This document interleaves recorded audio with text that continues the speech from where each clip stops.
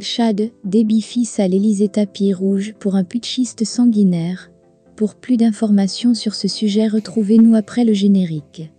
Mais avant de commencer, n'oubliez pas de vous abonner et d'activer la cloche de notification pour ne pas manquer nos prochaines vidéos. Bon visionnage.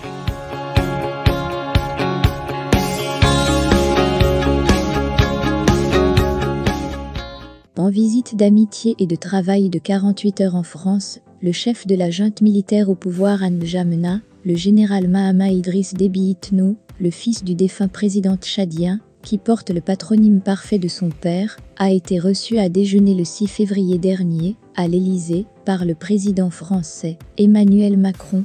Un déjeuner de travail en vue du renforcement de la coopération bilatérale entre les deux pays, mais qui avait aussi au menu des échanges, la transition tchadienne qui est entrée dans sa deuxième phase après le dialogue national inclusif et souverain qui a décidé de sa prolongation en octobre dernier, avec la possibilité, pour le président de la transition, d'être candidat à la prochaine présidentielle. L'autre sujet à l'ordre du jour est l'évolution de la situation sécuritaire au Sahel.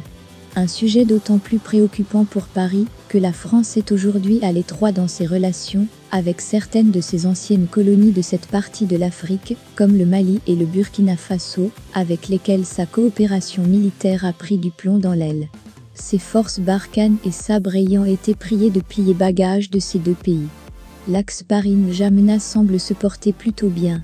Le moins que l'on puisse dire, c'est que dans cette grisaille des relations tendues de la France, avec certaines de ses anciennes colonies sur fond de montée du sentiment anti-français au sein d'une certaine opinion africaine, l'axe Paris-N'Djamena semble se porter plutôt bien.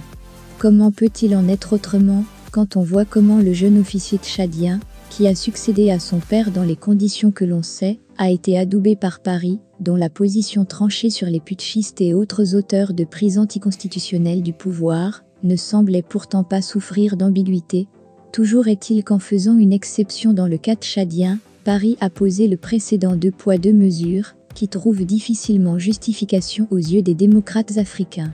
Et la situation paraît d'autant plus incongrue que le jeune général et chef de la transition tchadienne a son treillis aujourd'hui entaché du sang de ses compatriotes, qui s'opposaient à la prolongation de la transition, au lendemain d'un dialogue national dit inclusif et souverain. La violente répression de la manifestation avait laissé pas moins d'une 50aine de Maccabées sur le carreau.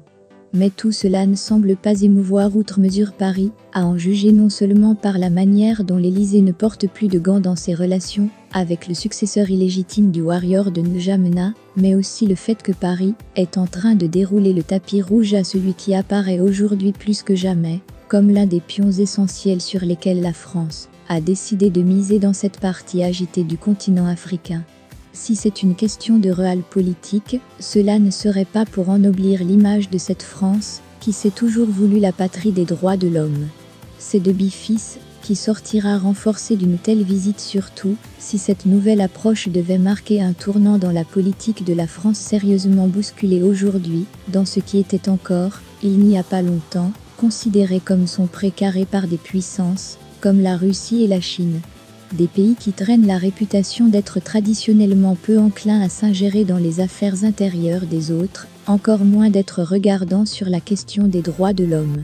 En tout état de cause, on ne peut pas reprocher à la France de mener sa politique, comme elle l'entend au moment où les Africains eux-mêmes aspirent à diversifier leurs partenaires.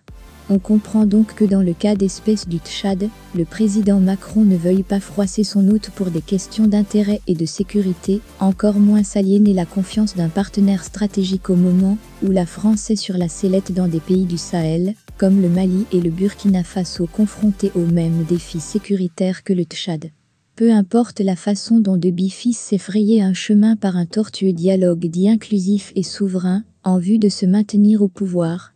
Peu importe aussi que cela plaise ou non à son peuple. Et rien ne dit que pour un pays connu pour être à cheval sur les principes en matière de respect des droits humains, le président Macron a été en mesure de demander à son hôte de faire la lumière sur les événements d'octobre 2022, qui ont abouti au massacre de manifestants, dans les conditions que l'on sait.